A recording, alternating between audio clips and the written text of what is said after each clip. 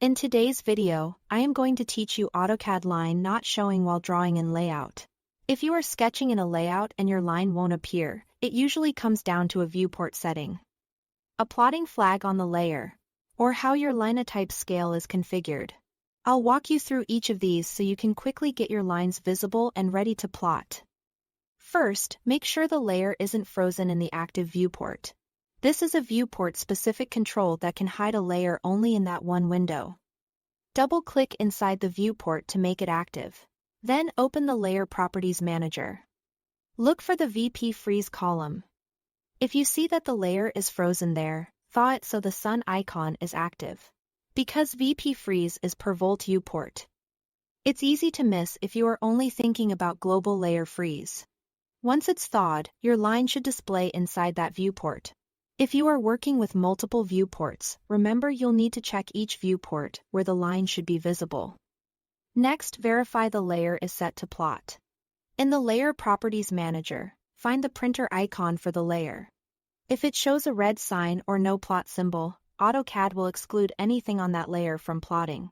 And depending on your layout settings, it may also not display as expected in print-related views. Click the printer icon to enable plotting for that layer. Non-plot layers are helpful for guides and references, but if you actually need the line to appear in your layout output, this toggle must be on. After enabling plot, your layout and plot preview should now include the line. Finally, check your linotype scale if you are using dashed, center, or other non-continuous linotypes. If the pattern is too tiny or stretched, it can look like a continuous line or disappear entirely. Start by setting PSLT scale. Type PSLT scale in the command line and choose either 1 or 0.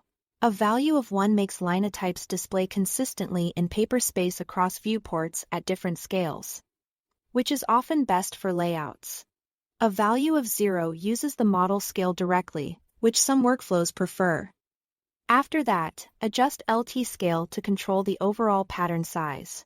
Type LT scale and enter a value that makes your dashes readable at your sheet scale. If they're too short, increase the value. If they're too long, decrease it. You should see the line pattern update to a clear, visible rhythm. With these checks, your lines should display correctly while drawing in layout. That's all to it. Thanks for watching.